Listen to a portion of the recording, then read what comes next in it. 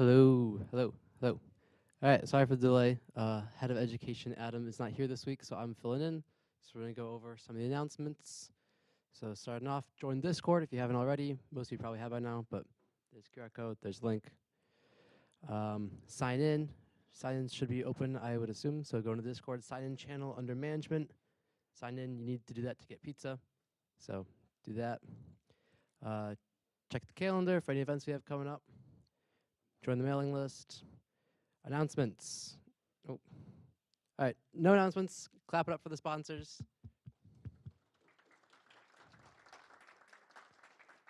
All right, there's the socials.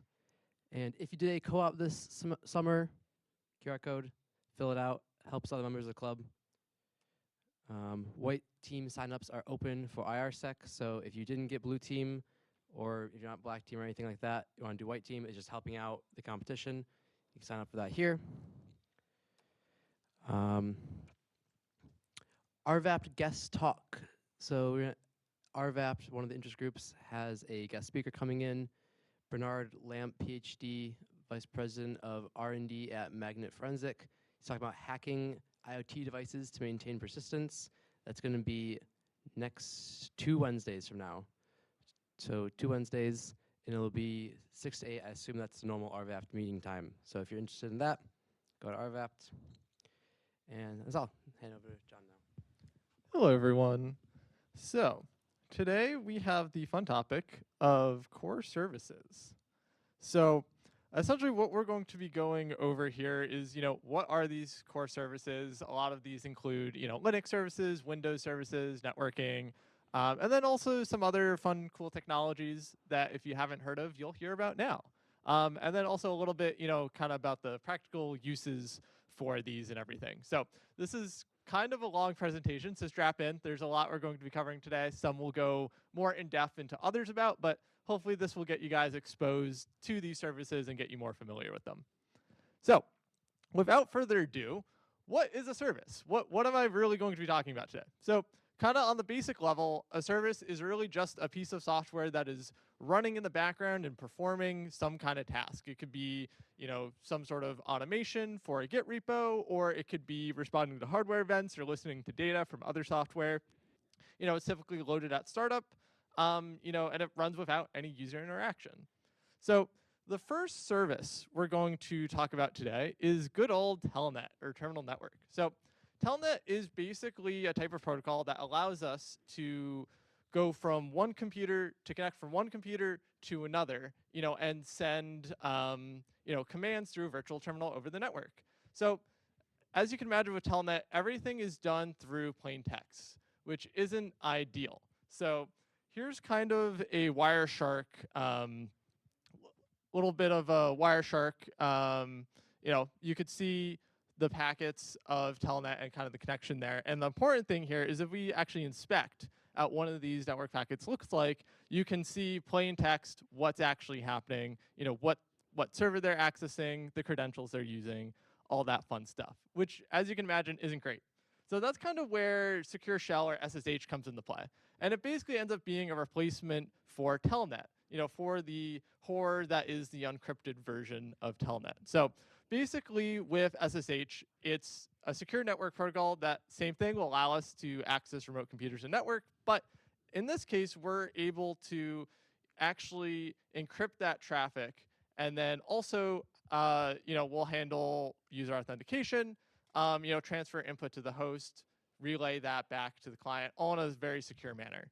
So kind of one of the common files that you'll see to actually configure these, is in the etc folder /ssh/sshd config. That's your config file for the SSH daemon.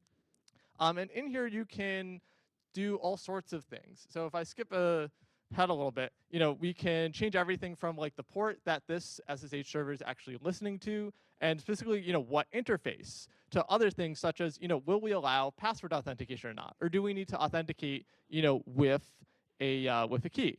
We can also change things like, the max number of tries that you get if you fail an authentication method. the max number of sessions. So maybe we want to limit how many people can SSH into this box at the same time. We could do things like that, or change logging for debugging, and all that. So kind of the way SSH is the first thing is, the client is going to establish a connection with our server. And then from there, what the server is going to do is it's going to generate some sort of random message. We don't really care what it is, just that it's something that we're going to send to the client. And then what the client is going to do is they're going to take that message, and then they're going to use their secret key or private key to then encrypt that message. And essentially what's going to happen is we're going to send that encrypted message back to our SSH server. And then from there, the server is going to that it has of the to use that to decrypt what the client sent it. And if all goes according to plan and the client is who they say they are, then the two messages will match. And then we'll know that, okay, authentication has passed, and then from there we can go and, the two services can decide on session key to use. And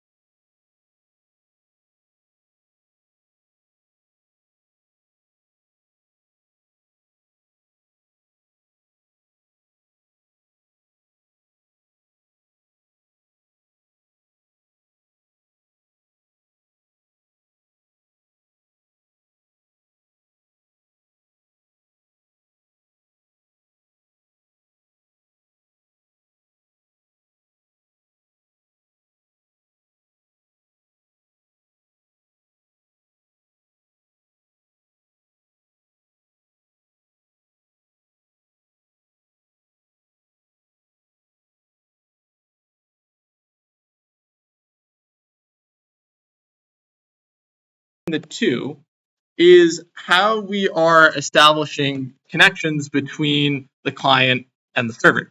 So with active FTP, or I guess with both, we have what's called the command channel and then the data channel. Now, the command channel is where we're actually going to send, commands between the client and the server. So that might be, hey, start transferring this file, to the home directory for this user. Or, hey, what's the progress of this file transfer? Or maybe just stop the transfer, start the transfer, all that fun stuff. So that's going to happen in a separate connection from what's called the data channel, which is where we're actually going to be sending the data for the files that we're sending across. So with active FTP, what we're doing is we're going to have the channel for the command channel that's going to be established by the client, and then the data channel will be established by the server. And then in passive FTP, both channels will be established by the client.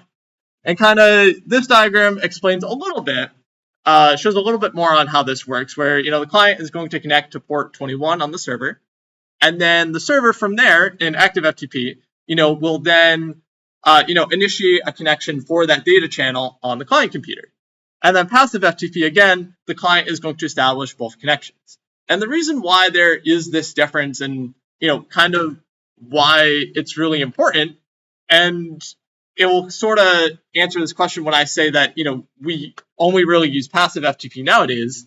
And that's because there's a pesky thing called firewalls, which, depending on who you are either, great or, terrible, because they make, lives more difficult for a lot of people. So firewalls, essentially, it could be a firewall, software that's running on the client itself. Think like Windows Defender and stuff like that.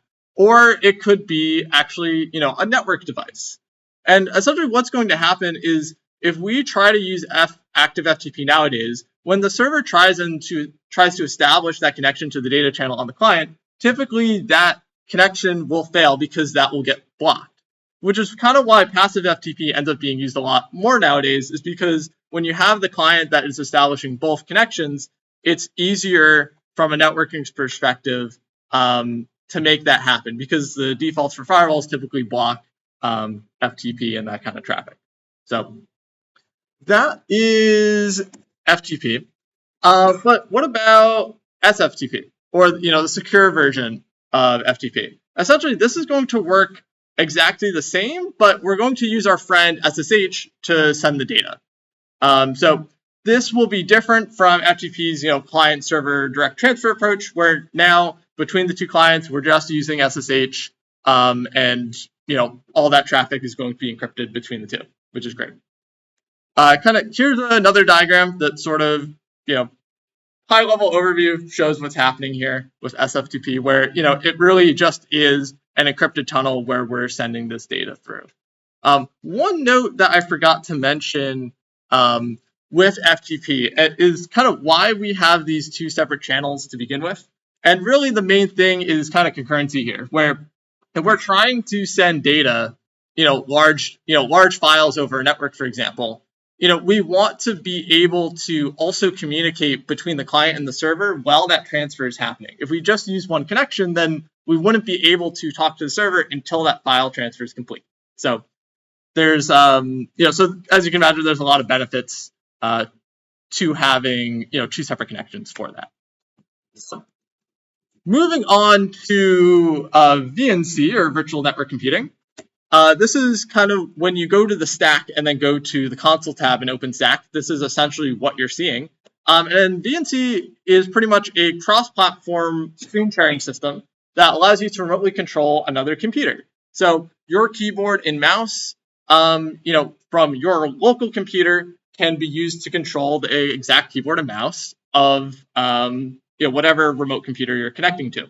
So typically this will just be one session. So the local user and whatever remote users are connected will see exactly the same thing.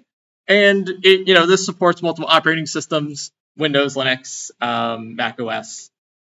And one of the things with VNC and some of the other services that we're talking about today is using Shodan, for example. You can they will go and parse these open connections if they're not secured properly. So you can see this is just a regular CentOS Linux box.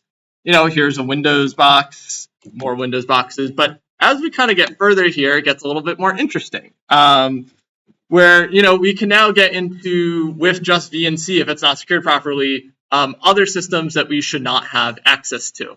So looks like this is from a chemical plant or something, and it just kind of goes downhill from there. So this is kind of the important thing, is we talk about these services, and yes, knowing how they, what they do, how they work, and how to set them up is, one part of the job here. The other part is how do you actually appropriately secure it, in a manner that is appropriate for whatever the application is. So moving swiftly along from that, we're going to switch gears a little bit and talk about databases, and specifically MySQL or SQL. And basically this is MySQL specifically, is a database that was created by Oracle and then released in, I believe, 2000 as open source. It's kind of an interesting thing where it's mostly free, but then there are kind of like some paid services on top of it. But this is kind of one of the most common databases that you'll see. And it uses SQL, or structured query language, and databases can store pretty much whatever you want. That could be user credentials, blog articles, other text or other file objects, or really any other data that you would need to store for an application. Typically, SQL servers listen on port 3306, and then one of the ways you can interact with them is through an SQL client, and this is where you can send straight SQL commands, So in that example there, we are trying to delete an entry from a table called table, where the name, where that entry in the name column is equal to Dan. And then kind of the important thing to know is SQL injection. And this is kind of where if you on your front end aren't handling, or even on your back end too, aren't handling your data appropriately, if you're not sanitizing the text input that you're getting from users, it could be pretty dangerous. So if the way you are, let's say, getting information from a database is just you're taking, a string from the client and then embedding it directly into a SQL command, the client can take advantage of that. And if you are just trying, in this example, trying to find, a category where it's equal to gifts, let's say that's the input we got from our user, the user could send an input with, an add apostrophe and then add kind of whatever they want to that query. So as you can imagine, this can be very devastating and lead to all sorts of problems. So, what might seem simple on the surface can get more complex when we now stick our security hat on top of it, and kind of think of, where can things go wrong.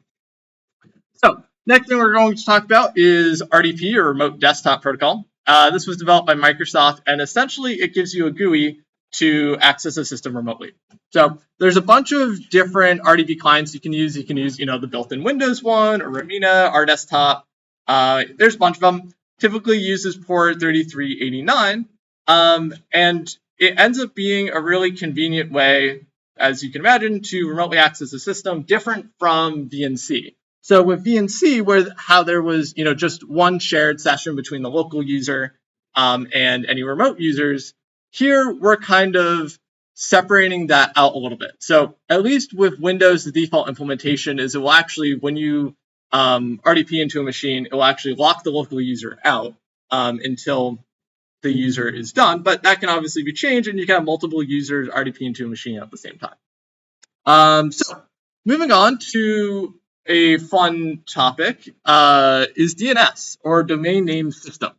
And essentially what DNS does is this is the service that is responsible for taking your domain name, such as google.com or apple.com or even Bing, and taking that domain name and translating it to an IP address that your computer will understand.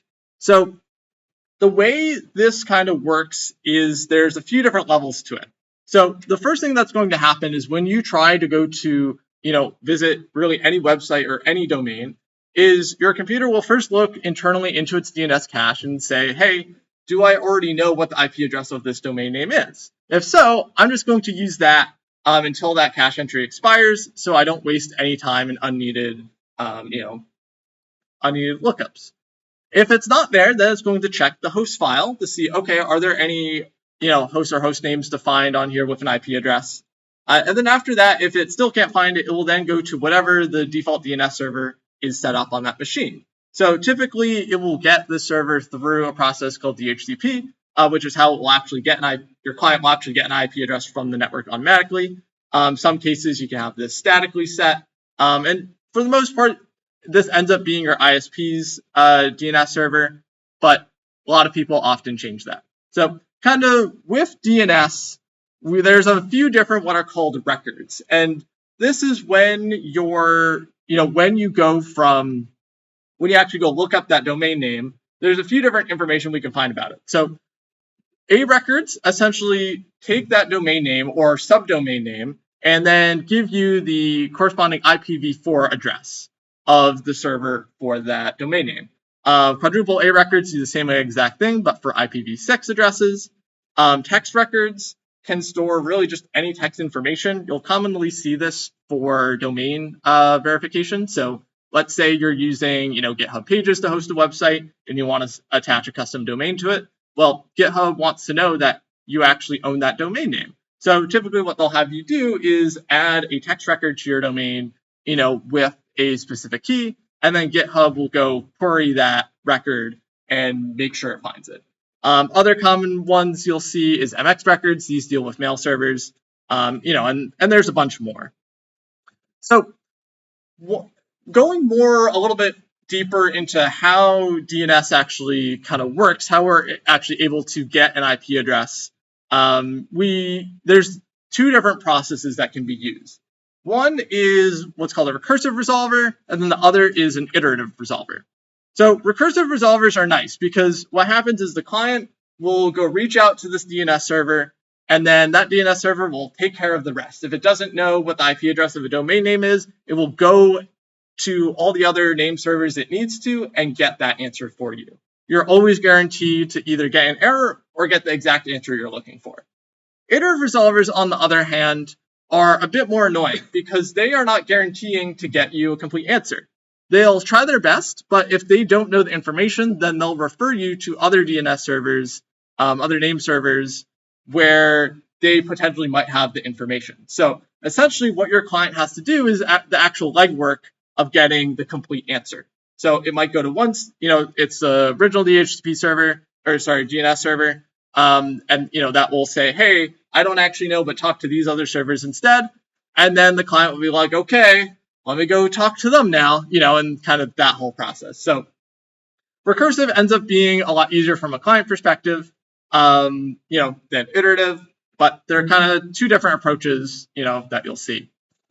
So there's a few CLI tools that you can use, which if you're dealing with, let's say you recently changed a DNS record and you're trying to test it on your machine, this is a really nifty way where you can double check, hey, are the records that my computer, that they're seeing, is the IP address correct? And you can do a lot of troubleshooting through this. So one of the ones called dig, lets you query records, same thing with NSLookup. So with dig, if you do gig google.com at an address, essentially what that command that you're seeing is doing is it's first going to look up any quadruple A records for google.com at the DNS server that you set, in this case 8888, which happens to be one of Google's DNS servers. And then NSLookup, what you're seeing there is it's running in interactive mode, and it's really just again, going to look up google.com, but instead it's going to use whatever DNS server, the computer has on file, and then it's going to just give you back A records for it. So, moving swiftly along, we have NTP, or Network Time Protocol. This is what allows us to synchronize the clock between computer systems.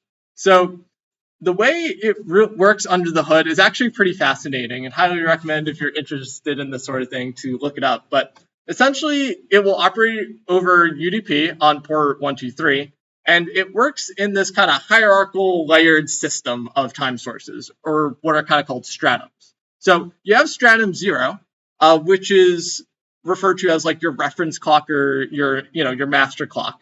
And these are high precision timekeeping, like hardware devices. It could be like an atomic clock or any number of other things. Those, this is the really interesting part, is how these clocks actually work. But the kind of TLDR and summing that all up is really they'll just generate a really and very accurate pulse every second. And then that pulse typically triggers an interrupt on a computer that is directly connected to it, which we refer to as stratum 1. And then from there, that will generate a timestamp on that computer and then kind of advertise that to other NTP servers. So you kind of start from this source of truth of what the exact time is, and then from there you kind of go up these different layers, and distribute that information across entire regions in the world. So the important thing to note is, we're talking about accuracy of milliseconds over a LAN connection, and then kind of a few tens of milliseconds, over the internet. And NTP in general, and keeping, clocks synchronized is really important for a few different reasons. One is for, SSL and TLS certificates. So think like when you use a VPN or you're visiting a website over HTTPS, these certs will depend on the clocks of the systems that are using them, because certs have a particular lifetime. So if the clock on your device is off by a lot, it might appear like that certificate is expired when really it isn't. It's really just your device which has the wrong time. And then the other thing is for Active Directory. So Active Directory uses Kerberos for authentication, which is something we'll talk about in a little bit. But the important thing to note with Kerberos is that it depends widely, on the exact clock between domain controllers, clients, and servers. They really want to be as closely synchronized as possible in order for it to work correctly. And this has like a margin of about 5 minutes. Yeah, I think that's kind of all I want to say on that front. NTP really can be really fascinating at times. So, all right, moving on to some more kind of networking related stuff. We have VPN or virtual private network. I'm sure you guys have all heard of this before and know what it is, but we'll go through it just in case. So essentially what a VPN will do is it will create a secure and encrypted connection between your device and some remote server over the internet. So depending on how you're using a VPN, this kind of has the benefits of masking your IP address, which can help in some cases with privacy, security, and confidentiality of the data that you're sending. When I say, in some cases, it kind of goes down to how you're actually using that VPN, that tunnel. So there's a few different types. There's site to site, and kind of how this works is you'll see this definitely on, more of on an enterprise level. And this is where, your company might have, like in their headquarters, their main network there, but they might also have satellite offices spread about the country or the world. And from those satellite offices, you might want to access resources, in a secure way from your headquarters, where, your entire data center is, for example. One of the ways you can do this is through a site-to-site VPN, which will, essentially act as a bridge over the internet between those two local networks. So that's site to site. The other is for remote access. So, let's say you have some services hosted in the cloud and you have some services hosted on-prem. You can use a VPN to be able to, securely access, that remote network in the cloud. And then the other one is kind of hosted, and this is the more traditional one that you probably think of, where you are able to, connect to a specific server and then have your traffic get routed, elsewhere to the internet. So common encryption algorithms you'll see will be, IPsec, SSL/TLS, or even WireGuard, and then this could be through, the actual tunneling could happen through OpenVPN, PPTP, or, IPsec or stuff like that. Looking over my notes to see if there's anything else I want to mention. I think that's kind of it for VPNs. Let's talk about mail services now, emails. So with emails and with mail in general, there's kind of the most important service you'll see is SMTP, or Simple Mail Transfer Protocol. This typically is done, lessons on port 25. I forget for SMTPS, which is, the encrypted version of SMTP. I'm forgetting what port that kind of listens on by default, but, you can look that up and see. But essentially what this service does is this is what actually processes your emails. So when you need to send a message, when you need to send an email, essentially what's going to happen is your email client is going to, through SMTP, establish a connection with a mail server. And then that mail server is going to take your email and then relay that message through SMTP to, whatever the receiving mail server is. And then from there, you kind of have two choices. You can either use POP3 or IMAP to actually get those emails from the mail server, to you. So the way POP3 works is that will download all the emails from your inbox to your local computer and then remove it from the server. Whereas IMAP is pretty much what we all mostly use. It will take those emails from the server to your inbox, but then whenever you delete one, it will then let the server know. So this lets you synchronize your inbox across many different devices, which ends up being really helpful. Trying to catch my breath here. Yes.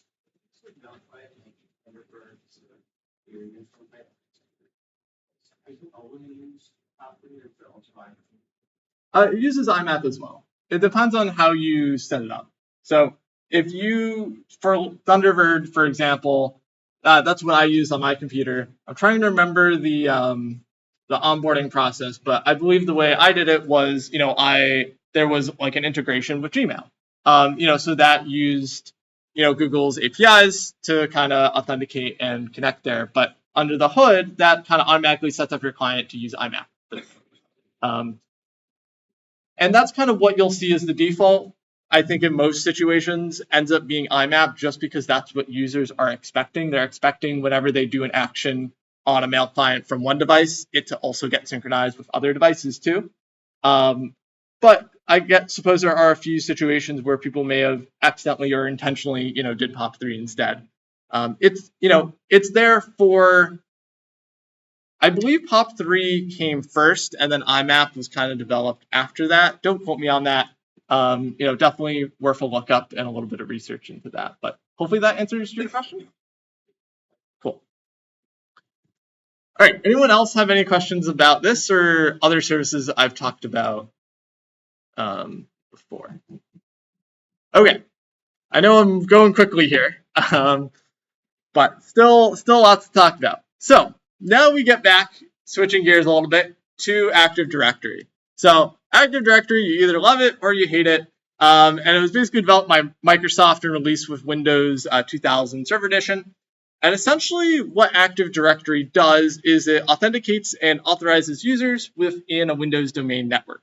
So it comes with a bunch of different services that you can use. Some of them we talked about, like, domain services, DHCP, DNS, LDAP, certificate services, bunch of different things you get with Active Directory. And kind of the important thing to know about it is that it can be very hard to manage at times, if you don't really know what you're doing. And then it can be even harder once you do understand it to, kind of appropriately secure it. We'll be talking about DHCP next, and then also LDAP will come up again. We'll talk a little bit more about that, along with Kerberos that I mentioned before. That's, Kerberos, as I said, is one of the main things that Active Directory uses under the hood for authentication. So, DHCP, or Dynamic Host Control Protocol Service. The way this works, or I guess what this does first, is this is how your device, when you connect to a Wi-Fi network or any network in general, is able to automatically get an IP address and assign it to itself. So DHCP servers typically listen on port 68, and they follow what's called the DORA process, or discover, offer, request, acknowledge. So what's going to happen here is, let's say we have a client and we have a DHCP server. The client just joined the network and they want an IP address. Cool, good for them. Let's get them one. So the first thing that they're going to do, and you can see the Wireshark, the Wireshark packets of everything that's happening here, is the first thing it's going to do is it's going to send a broadcast on the network, and this will be the DHCP discovery phase. And what's going to happen here is all the DHCP servers on the network are going to see this broadcast, and they are going to potentially do what's called, send what's called an offer, or, a packet that says, hey, here's my IP address. This is the IP that I have for you. Here's what the lease time is. So when that IP will expire, and potentially some other information too. And the client is going to take either, depending on how many DHCP servers send it offers, it'll take all those offers and then figure out which one to use. And when it does, it will send another broadcast to the network, essentially saying, hey, I'd like this IP address. And this lets all the other DHCP servers who sent an offer know, hey, I didn't accept your offer, I went with this one instead. And whatever DHCP server that originally sent that offer will see the request, and then it will send what's called an acknowledgement, basically saying, hey, I saw your request, I accept it, go ahead and use that IP address, that's okay. So important thing here is whenever that IP address expires, or, if they potentially were to rejoin the network, there's a chance where your client will have to go through this entire process again to then get a new IP address.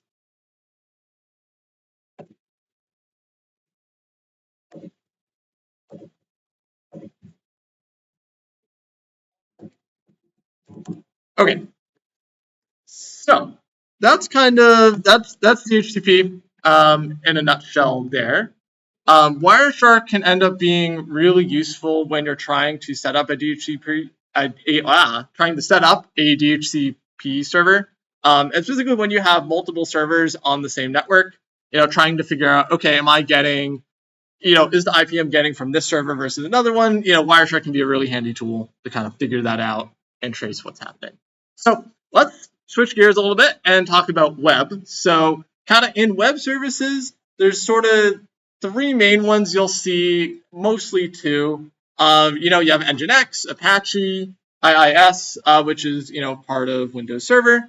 And essentially what these web services do is they will serve static web files. So this could be HTML, CSS, JavaScript, PHP, and they'll handle serving those files. Pretty much is the main thing that they do. They can also do other stuff called virtual hosting or reverse proxies.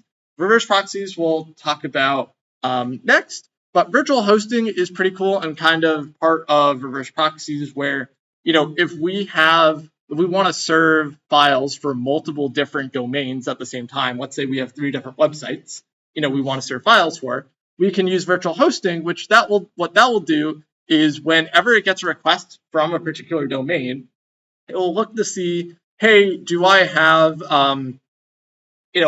depending on your configuration, everything, it will look to see what the domain name is, and depending on that name, it will serve, different files appropriately. And then reverse proxies will potentially, I'll talk about them a little bit more, but just for now, they will go potentially to other servers on the network and then kind of take that original request, ask that server, and then get a response from that server, and then give that response back to the client. So, other things in web is proxies. So this is specifically a forward proxy. And essentially what a forward proxy does is it will sit in between one or more user devices and the internet. So instead of your client making a request directly to the internet, it will actually make the request to the forward proxy first, and then that forward proxy will make that request on behalf of the client. So this can be used to mask, who the actual originator of the request. It's generally not encrypted. And then the other thing is that forward proxies can also choose, depending on what the request is and what the response is, to either, hey, I'll allow this, request through, I'll send it, to the internet, or it might get something from the, a response back from the internet and be like, actually, I don't want to forward this to the client, let me drop that response. So they definitely have a place, but you'll definitely see reverse proxies a lot more being used.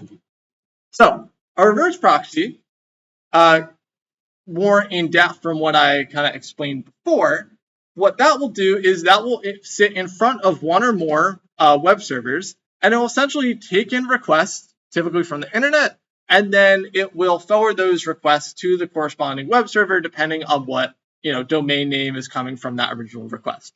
So they're typically used for a bunch of different reasons because they enhance security, they increase performance and reliability, and then they also kind of let you expose endpoints internally on your network kind of in a secure way to the internet. So I think a good example of this is think in the case of load balancing. So some reverse proxies have load balancing capabilities, and what this means is if I get a bunch of requests, if I have 3 servers and they're all serving the same website, and I all of a sudden get a load of requests, what I can do with a reverse proxy and using like the load balancing features is I can do something called like round robin, for instance, where every time I get a request, I forward it to server 1. Then the next request I get, I'll forward it to server 2. And then, next one, server 3, and then next one after that, back to server 1. So essentially, I can distribute the requests I'm getting across multiple different servers. There's a bunch of different algorithms for load balancing, but, that can be one use case where having a reverse proxy, can be helpful. Or another one might be, let's say this service you're running, has some internal endpoints that are useful for you, to maybe be able to manage it, but you don't necessarily want those exposed over the internet. a reverse proxy can sit in front, and just handle the endpoints that you want. So one of the other things with reverse proxies too is, I mentioned Apache and Nginx before. There's another one called Caddy, and Caddy can be really useful because it will handle it will handle registering and renewing TLS and SSL certs for you. So, it will also take, that kind of manual process or potentially automated process, and some of these will do that for you. So that is reverse proxies. Next, we got LDAP, which I kind of mentioned before. And LDAP, or Lightweight Directory Access Protocol, is basically a way where we can store users, groups, network services, and infrastructure kind of in this tree or directory-like structure. It listens on port 389, or in the case of LDAP-S, the secure version of LDAP, 636. And you'll see it a lot for sometimes with things like, single sign-on, or as I said, Active Directory. We'll use LDAP a bit sometimes. It's really helpful for, let's say you have a central, let's say you have a central server which handles all your user data and, kind of what groups they're in, what permissions they have. If you have a service that supports LDAP, what you can do is you can have that service whenever a user tries to authenticate with that service or, creates a new account. You can use LDAP to authenticate that user using, the same login credentials that they have set up on, this main authentication server. But you can also, after they log in, get information, from the LDAP server about that user, what groups they're in, and potentially, use that in your application in some way. So it's sort of there's a bunch of different protocols used for single sign-on. OIDC is one of my favorites because it's super easy to use, but LDAP can be another one in your toolbox there to handle that. So there are a few different tools that you can use with LDAP, and trust me, you will probably need to use them because at least setting up an LDAP server can be not as straightforward as you would think. At least I find myself, whenever I need to do LDAP stuff, bringing one of these tools out because there's always something wrong, or at least something I don't expect. So one of the most popular ones is LDAP Search, and you can see a screenshot here which kind of shows it, where you give it, the address of your LDAP server and then kind of what you want to query. So in this case, it's really just the domain name devconnected.com, and then from there we get an output of all the different objects that are under, that part of the tree. Another one is RPC client, but you'll definitely see LDAP search a lot. There are, of course, tools that have like a UI for this, which can also make things easier too sometimes. And then moving along to Kerberos, finally. I mentioned it before. This was developed in MIT in 1988, so it's been around for quite a bit. And basically what Kerberos does and why it's used a lot in Active Directory is it provides mutual authentication and then also some single sign-on capabilities. So it uses symmetric key cryptography, and the whole reason why it was established in the first place is, think of a scenario where you are trying to authenticate with a bunch of different servers, within a particular network or domain. Now, you could, the easy approach would be, whenever I need to talk to a server, I establish a connection to the server, authenticate myself, and then do whatever I need to do. Well, that server has to know how to authenticate that client. And if we have one server which is in charge of that, let's say, in this image, it's the Windows domain controller, we don't want every single time a client needs to, authenticate with a server, that server to then immediately go to the domain controller and try to, ask, hey, are the credentials the user gave us correct? Getting a response and then relaying that back to the user. If you have a bunch of different servers and a bunch of clients all trying to do that, then that can be a lot of load on your domain controller that doesn't need to be there. So that's really what Kerberos aims to solve, is that problem of how do we authenticate with a server in a very efficient way. So the way this ends up working, I'm not going to go too much into detail because it can be it can get complicated. But essentially what will happen is the client will first authenticate with the domain controller. And essentially at the end of that process, they'll get a ticket and a session key. And basically using that ticket and session key, they can then talk to and authenticate against any server in the domain, or at least under Active Directory. So instead of needing to go through this whole process with all the users authenticating with these different servers and then authenticating again with the domain controller, we can just have the user go to the domain controller once, or potentially periodically, and then be able to authenticate against any servers that they want. So ends up being pretty efficient and definitely very, very useful and handy. So next thing we're going to talk about is good old Samba. It was released after Microsoft's implementation of SMB in 1991. And it's really, what it gives you is just file and printing services. It's not too exciting by itself. It lets you store files on a file share, and then potentially, you can get printer configs from it. It's considered rather old and insecure over the internet. There's open source alternatives for Linux/Unix systems. It does have Active Directory support, which is kind of one of the claims to fame with it, is that it made doing file and printing services super easy if you're already in a Windows environment. And you can see there's a fun meme there with SMB versus SFTP, but let's move on. So some of the tools here is there's SMB client, and of course you can use Windows File Explorer to access a file share. And it's pretty straightforward. You give the IP, the address, the path to the share that you want access, and then you put in your credentials, and boom, now you can access those files. So shifting gears, we have WinRM, which is kind of interesting. And basically, this is Microsoft's implementation of kind of like remote access management for devices over a network. So what you can do with WinRM is, execute commands remotely.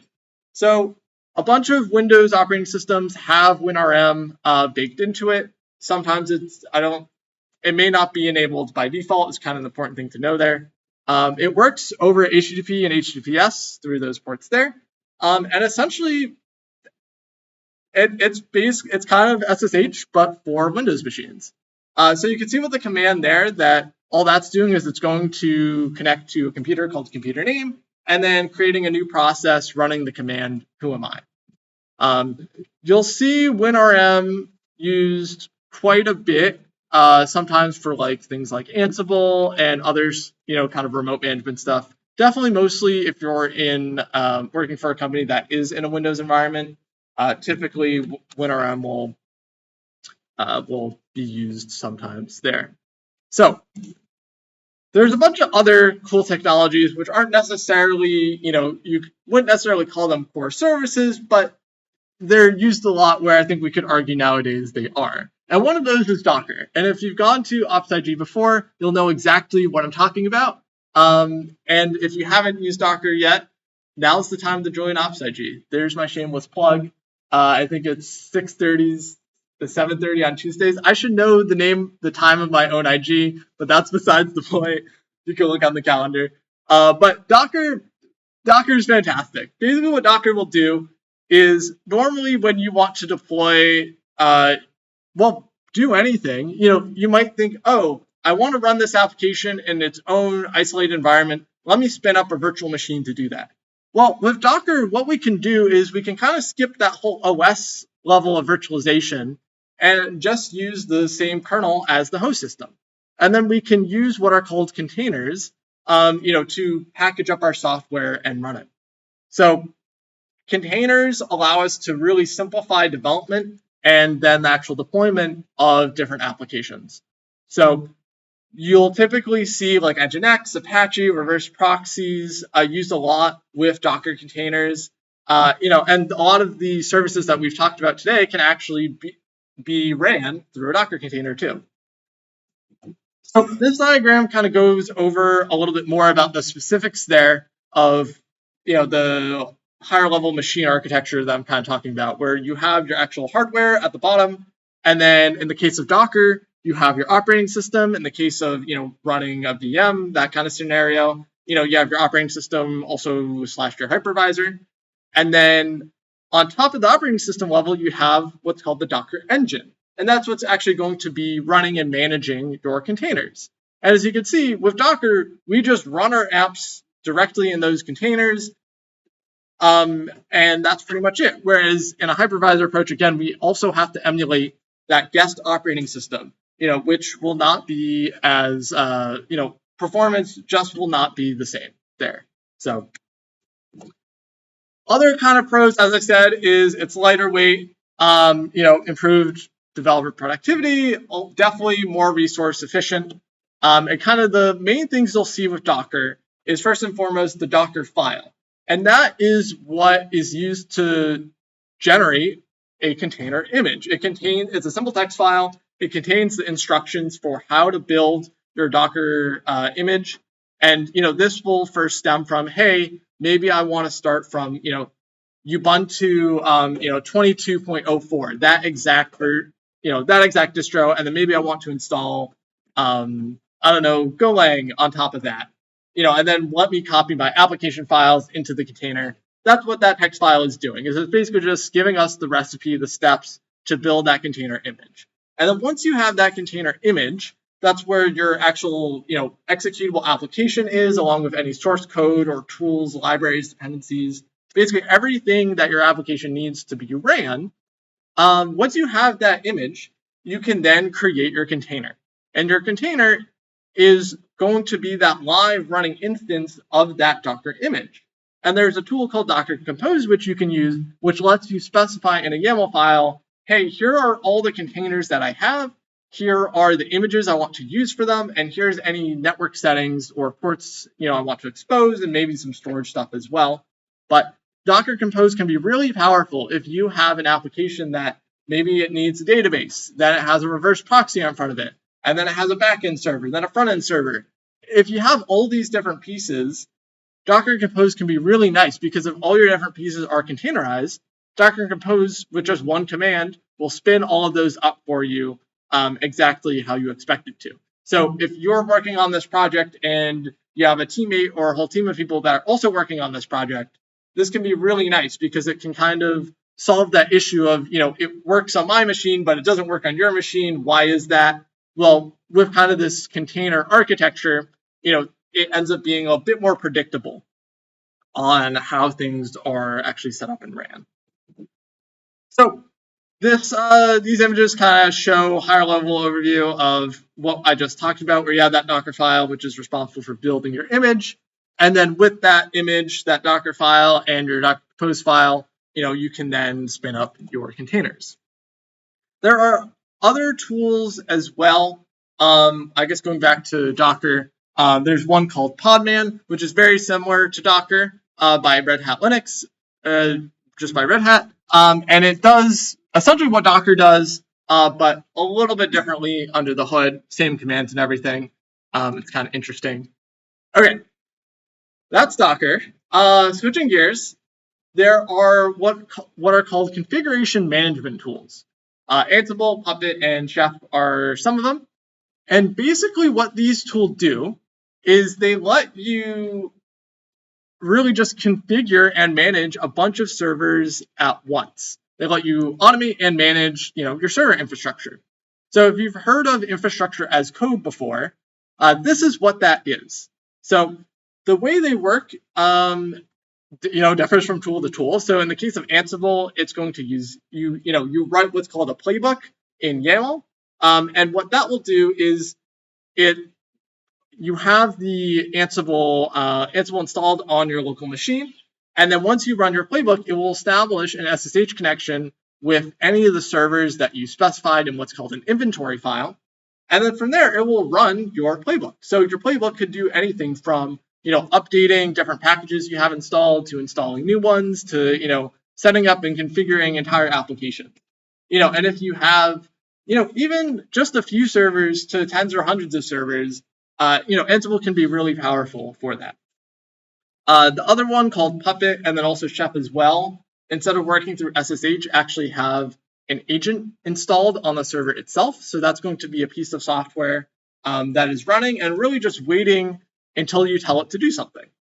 And that will typically work through, some sort of, REST API. And in the case of Puppet, you give it what's called a manifest. In the case of Chef, you give it a recipe. And the way those two work, I don't remember too much about Chef, but at least Puppet, the way that works is when you talk about configuration management, you'll always see come up this discussion about state.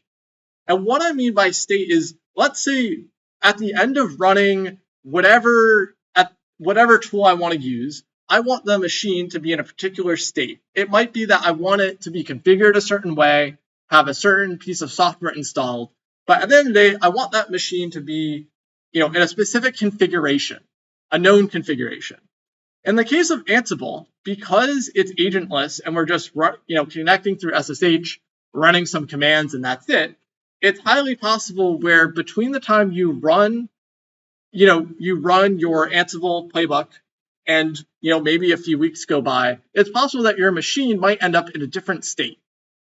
There could be other software that is now installed on there, and that could be through just software installing it automatically, the OS doing something, someone else logging in and doing something.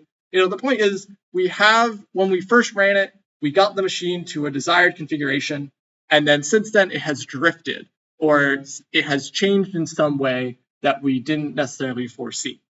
With Puppet and Chef, what they try to do is they try to be a bit more proactive in that regard. Instead of just you run it once and then that's it, they have the agent which will look to see, okay, what is the desired state that this machine should be in? And then periodically it'll look to see if it is in that state. And if it's not, it will then try to take corrective action to get it back into that state. So if you've heard of Terraform before, that's a way where you can spin up a bunch of machines in the cloud. That also has a state issue of, okay, I deploy my infrastructure with Terraform, I get my VM in a particular state. Well, what happens if this VM is going to run for a year or even longer, and a bunch of updates go by? It could be in a very different state than what we initially wanted it to be in. So that's kind of a little bit about infrastructure as code. We talk a lot about this in OpsIG, so that's another shameless plug to come to OpsIG. So switching gears a little bit, we have something called CI/CD pipelines, and this stands for continuous integration / continuous deployment / delivery. And basically what these are is they're automations that run on our repository. So if we commit a piece of code to a repo, we can have these different automations or pipelines run and do something. So typically this could be in the case of like continuous integration. You could have it, automatically build your application to make sure, hey, can it actually build? If you have unit tests, you can have those unit tests automatically be ran.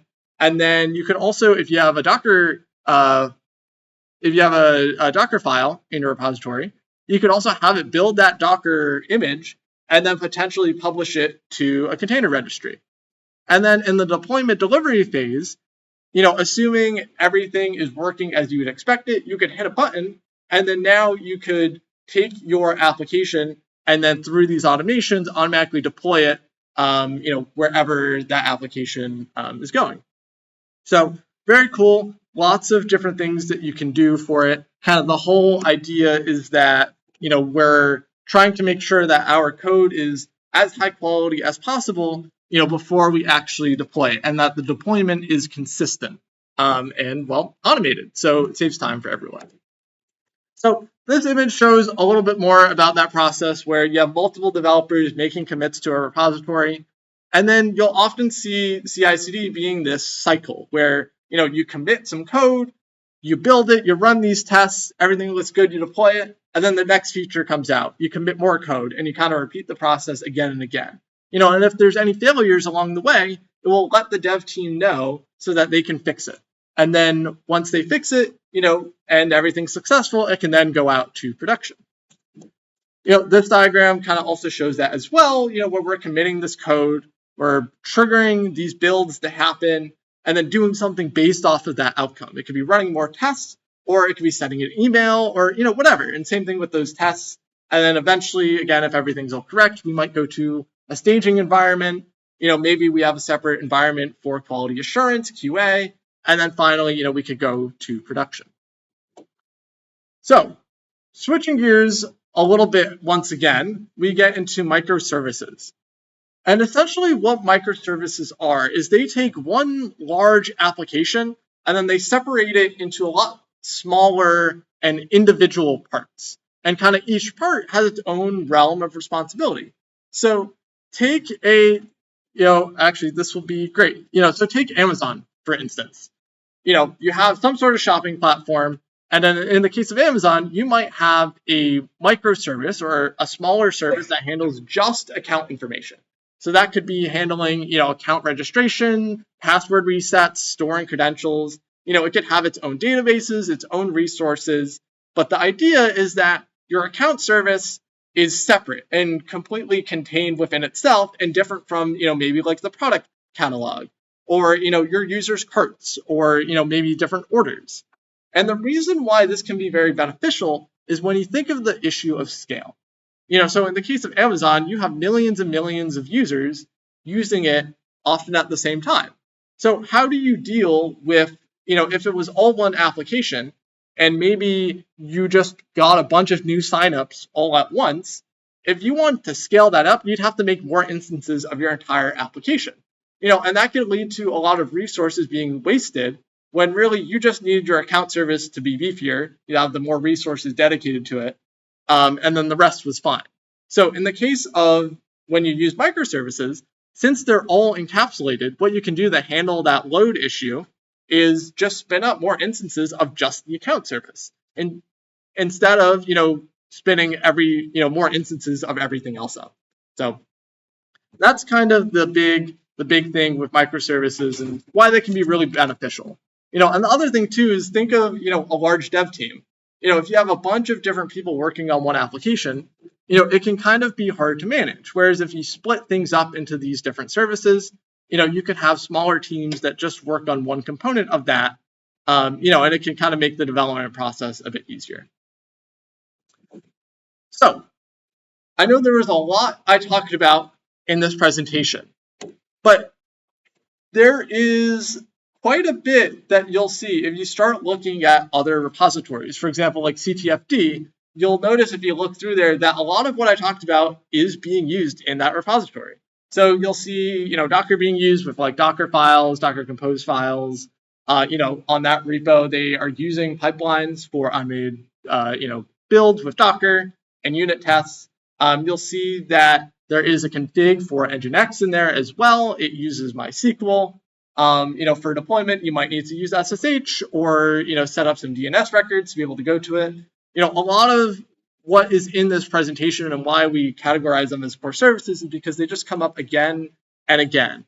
Sometimes for better, sometimes for worse. But if you have time, recommend looking through CTFD and kind of seeing, what sort of the services I talked about used. But we're kind of running low on time, so I'll leave that an exercise for you guys. So I know I talked a lot. Does anyone have any burning questions? No? All right. Well, thank you guys for listening. Hopefully you learned something through this.